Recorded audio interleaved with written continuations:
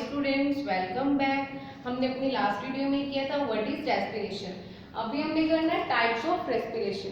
There are two types of respiration, first is aerobic respiration and another is anaerobic respiration. हम दोनों को साथ साथ लेके चलते हैं कि एरोबिक क्या है, एनारोबिक क्या है। एरोबिक रेस्पिरेशन में क्या होता है, रेस्पिरेशन हमने कर लिया था कि हमें एनर्जी मिलती है हमारे फूड से, ऑक्सीडेशन होती है। तो एयर ए आर जो है, AER जो है वो क्या इंडिकेट करता है, एयर, कि जो respiration in the presence of air हो रही है, in the presence of air, जो रेस्पिरेशन एयर की प्रेजेंस में होगी उसे हम क्या बोलते हैं, एरोबिक रेस्पिरेशन। एनारोबिक ANA जो है वो क्या करते हैं, विदाउट एयर, विदाउट एयर। जो विदाउट एयर होती है, एयर की एब्सेंस में होती है, उसको हम क्या बोलते हैं, एनारोबिक रेस्पिरेशन बोलते हैं। तो फर्स्ट तो हमें नेम क्लियर हो गया कि एरोबिक रेस्पिरेशन क्या है, एनारोबिक रेस्पिरेशन क्या है। नेक्स्ट हमारे को इसमें बताना है कि एरोबिक रेस्पिरेशन होती कैसे है। हमें पता है कि after nutrition, after digestion food जो है किसमें कन्वर्ट हो जाता है, ग्लूकोज में। तो हमारे पास क्या है, हमारी बॉडी में ग्लूकोज, ग्लूकोज ने किसके साथ रिएक्शन की, ऑक्सीजन के साथ की। फर्स्टली हमारे पास क्या है, ग्लूकोज जो है सेल के अंदर ये रिएक्शन हो रही है इन साइटोप्लाज्म। साइटोप्लाज्म में ग्लूकोज का हम वन मॉलिक्यूल लेके चलते हैं कि हमारे पास क्या है, ग्लूकोज का वन मॉलिक्यूल है। वन मॉलिक्यूल ग्लूकोज का सेल के साइटोप्लाज्म में सबसे पहले जो है वो किसमें ब्रेक डाउन हो जाता है, पायरूवेट में।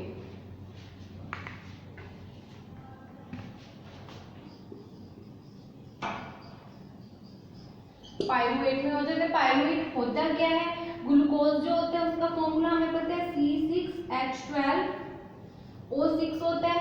पहले ग्लूकोज ब्रेक डाउन होगा हाफ मॉलिक्यूल्स में, मतलब इसके क्या है, 6 मॉलिक्यूल है हमारे पास कार्बन के, वो 3 में हो जाएगा, C3H6O3 प्लस C3H6O3, जिसको हम क्या बोलते हैं, एक को हम बोलते हैं पायरिक एसिड, फ्लोरिक एसिड भी बोल सकते हैं।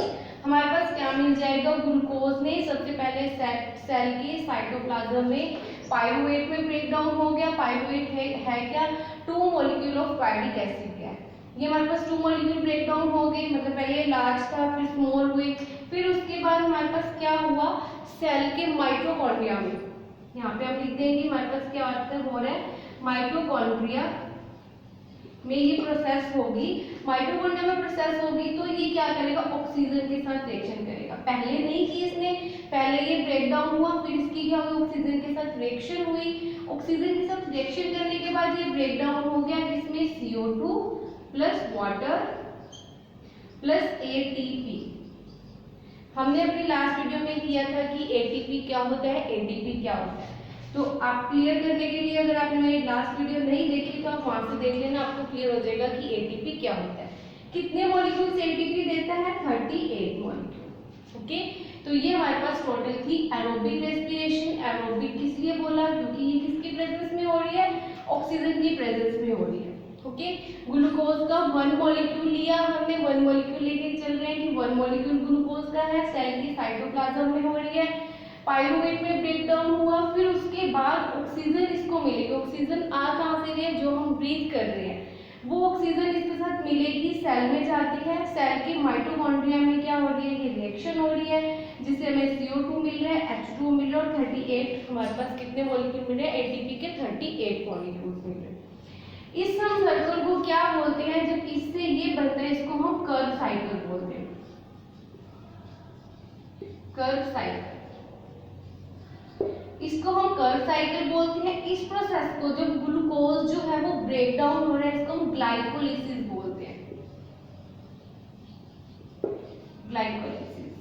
ये प्रोसेस आपके पास आ सकता है कि व्हाट इज ग्लाइकोलिसिस, तो आपको ये याद रखने की जरूरत नहीं है। आप इस रिएक्शन में ही, हमारे पास 2 क्वेश्चन बन रहे हैं। फर्स्टली तो हमारे पास एरोबिक रेस्पिरेशन की भी ये रिएक्शन हो जाएगी, सेकंड आपके पास आ जाएगा कि व्हाट इज ग्लाइकोलिसिस। तो ग्लूकोज जब ब्रेक डाउन हो रहा है तो उस प्रोसेस को क्या दे दिया नाम, ग्लाइकोलिसिस का दे दिया। फिर पायरूवेट जब क्या बना रहा है हमारे पास 38 मॉलिक्यूल एटीपी बना रहा है, तो उस सर्कल को, उस साइकिल को हमने क्या बोल दिया, कर्व साइकिल बोल दिया। तो कर्व साइकिल आ जाए तो भी आपको यही लिखना है, ग्लाइकोलिसिस आ जाए तो आपको ये लिखना है, एरोबिक रेस्पिरेशन आ जाए तो भी आपको क्या लिखना है, ये लिखना है। तो ये था हमारे पास सारा एरोबिक ऑक्सीजन की प्रेजेंस में हो रही है, CO2 बन रहा है, वाटर बन रहा है, प्लस में एनर्जी मिल रही है, तभी हमने इसको क्या बोल दिया, एरोबिक रेस्पिरेशन बोल दिया। नेक्स्ट हमारे पास है anaerobic respiration. Anaerobic respiration means हमारे पास क्या हो रही है, विदाउट एयर, एयर नहीं है तो मींस इसके पास क्या होगा, ऑक्सीजन नहीं होगा, तो आप विदाउट ऑक्सीजन भी लिख सकते हो कि हम इसको क्या कर रहे हैं, ऑक्सीजन की प्रेजेंस में, एब्सेंस में कर रहे हैं, सॉरी। तो हमारे पास इसकी रिएक्शन क्या होगी, हमारे पास क्या है, ग्लूकोज। ग्लूकोज हम इसलिए ले रहे हैं क्योंकि हमारा जो फूड है, किसी का भी जो, चाहे प्लांट्स का है चाहे हम लोगों का फूड है, वो किस फॉर्म में होता है, ग्लूकोज की फॉर्म में होता है, इसलिए हम ग्लूकोज को ही ले रहे हैं, छोड़ नहीं ले रहे। ग्लूकोज ने सबसे पहले क्या किया, ब्रेक डाउन हो गया, पायरुवेट बन गया, पायरुवेट बन गया, सेम प्रोसेस है। पायरुवेट के बाद ये भी सेल के साइटोप्लाज्म में ही हो रही है रिएक्शन। नेक्स्ट पायरुवेट हमारे पास यहाँ पे तो क्या था कि ऑक्सीजन की प्रेजेंस दे रहे थे, अब हमने कोई चीज ऐसे ले ली, हम उसको ऑक्सीजन की उसे कट कर रहे हैं, हम उसे ऑक्सीजन प्रोवाइड नहीं कर रहे, इन्वायरमेंट से उसको कट कर दिया, तो एब्सेंस ऑफ ऑक्सीजन याद कर दो कि हमारे पास क्या है, विदाउट ऑक्सीजन। हमारे पास ऑक्सीजन नहीं है तो पायरुवेट, इसमें तो CO2 H2 और 38 ATP में कन्वर्ट हुआ था, इसमें किसमें कन्वर्ट हो जाएगा, ये इथेनॉल प्लस CO2 प्लस में 2 ATP। इसमें हमारे पास कितने मॉलिक्यूल मिलेंगे, 2 ATP मिलेंगे, मींस इसमें एनर्जी हमारे पास लेस मिल रही है और इसमें एनर्जी हमारे पास क्या मिल रही है, हाई मिल रही है। हम लोगों में जो भी रेस्पिरेशन होती है, ह्यूमन बींग्स में होती है, डॉग्स में, काउज में, जितने भी मल्टी सेलुलर है सब में ऑलमोस्ट क्या होती है, एरोबिक रेस्पिरेशन होती है, सॉरी एरोबिक रेस्पिरेशन होती है मल्टी सेलुलर्स में। और जो हमारे पास सिंगुलर है, जो सिंगल सेल है, ईस्ट हो गया, तो उनके अंदर कौन सी होती है, एनारोबिक होती है, वो ऑक्सीजन के बिना ही क्या करते हैं, सर्वाइव करते हैं। तो ये हमारे पास थी एरोबिक की और ये क्या था हमारे पास, एनारोबिक। यही डिफरेंस है, ये बहुत इंपॉर्टेंट है, कर्व साइकिल। और ये आपको इसमें पता होना चाहिए कि हमारे पास क्या मिलता है, इथेनॉल मिलता है। अब हमारे पास ये तो बोल दिया कि इथेनॉल मिलता है, हम कैसे प्रूव करेंगे कि हमारे पास इसमें इथेनॉल ही मिलता है या फिर हमारे पास क्या मिलती है, CO2 मिलती है। तो इसके लिए एक्सपेरिमेंट कर सकते हैं हम लोग कि हमने क्या किया, एक टेस्ट ट्यूब लिया, उसमें कोई भी फ्रूट जूस ले लो, क्योंकि फ्रूट जूस जो होता है वो क्या होता है, उसमें ग्लूकोज होता है। हमने क्या किया, उसको ग्लूकोज लिया, उसके अंदर हमने ईस्ट डाल दिया, ऑर्गेनिज्म होता है ईस्ट, उसको डाल के हम उसको बंद कर देंगे ऊपर से, वो इन्वायरमेंट से कट हो गया, उसको ऑक्सीजन तो मिलेगी नहीं, तो क्या हम उसे थोड़े टाइम के बाद देखेंगे तो उसमें से गैस इवॉल्व होगी। गैस हमें पता है कौन सी गैस इवॉल्व हो रही है, CO2। हम कैसे कंफर्म करेंगे कि CO2 इवॉल्व हो रही है, हम लाइम वाटर लेंगे, लाइम वाटर को जब उस टेस्ट ट्यूब के ऊपर से पास कराएंगे तो वो लाइम वाटर क्या हो जाएगा, मिल्की हो जाएगा। तो वो मिल्की हो जाएगा तो वो क्या शो कर रहा है कि उसके अंदर कौन सी गैस हो रही है, प्रोड्यूस CO2 हो रही है, और उसकी एक स्मेल आएगी, उस स्मेल को हम क्या बोलेंगे, इथेनॉल। तो वाइन जो होती है वो ऐसे ही बनती है, ग्रेप्स के जूस को क्या करते हैं, फर्मेंटेशन करते हैं, फर्मेंटेशन करते हैं तो उसके अंदर क्या होती है, फर्मेंटेशन का क्या मीनिंग है, जो एनारोबिक रेस्पिरेशन होती है, जब हम उसके अंदर ईस्ट डाल देते हैं तो ईस्ट उसको इथेनॉल में कन्वर्ट करते हैं, तो उस प्रोसेस को हम क्या बोलते हैं, फर्मेंटेशन बोलते हैं। तो उसमें इथेनॉल बन रहा है, स्मेल से पता चल जाएगा कि इथेनॉल बन रहा है, लाइम वाटर मिल्की हो जाएगा तो इसका मतलब क्या बन रहा है, हमारे पास CO2 बन रहा है। तो ये थी हमारे पास सारी एनारोबिक रेस्पिरेशन।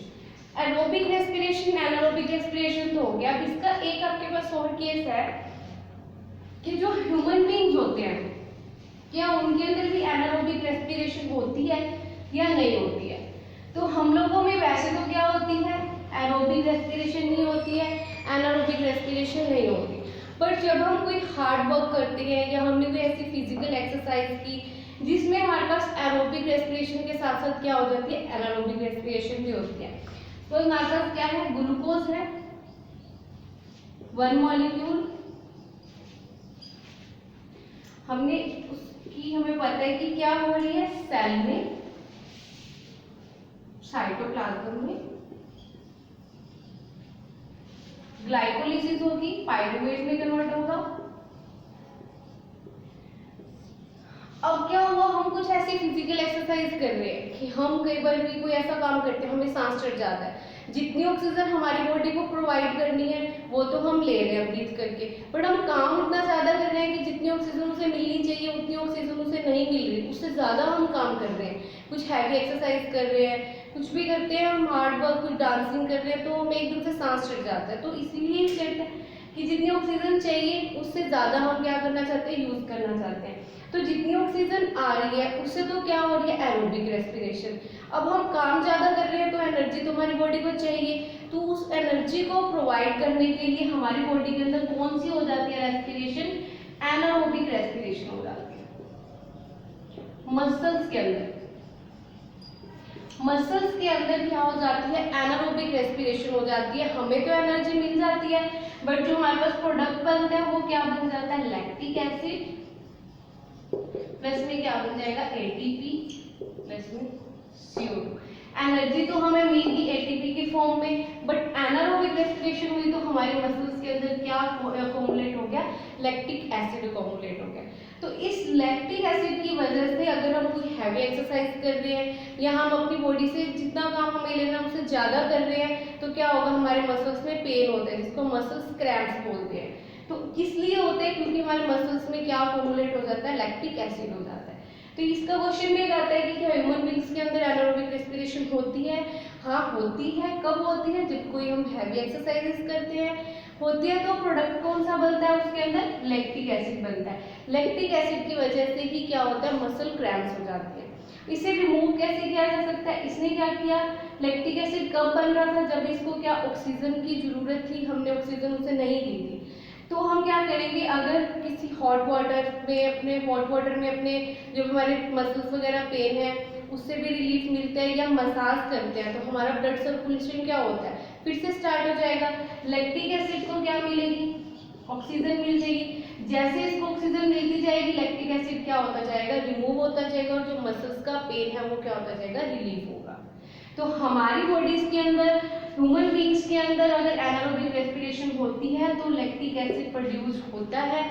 ऐसे हमारे पास लॉयन है, टाइगर है, इनका एग्जांपल्स ले तो वो तो कितना रन करते हैं, उनके अंदर एनारोबिक रेस्पिरेशन होती है तो लैक्टिक एसिड प्रोड्यूस नहीं होता है। उनके अंदर टेंडेंसी ही इतनी होती है कि वो इतनी ऑक्सीजन गेन कर सकते हैं कि उनकी बॉडी में लैक्टिक एसिड नहीं बनता। ये सिर्फ ह्यूमन बींग्स के केस में ही होता है। एक्सेप्शनल केस है ये कि ह्यूमन बींग्स के अंदर एनारोबिक रेस्पिरेशन होती है तो क्या बनता है, अगर कुछ बनता है तो उसकी बॉडी पे क्या इफेक्ट होता है। तो ये थे हमारे पास aerobic and anaerobic respiration. Next हम अपनी नेक्स्ट वीडियो में करेंगे respiration in plants and respiration in animals. और अगर आपने मेरा चैनल अभी तक सब्सक्राइब नहीं किया है तो पहले आप मेरा चैनल सब्सक्राइब करें ताकि हमारी नई वीडियो आप देख सकें। Thank you.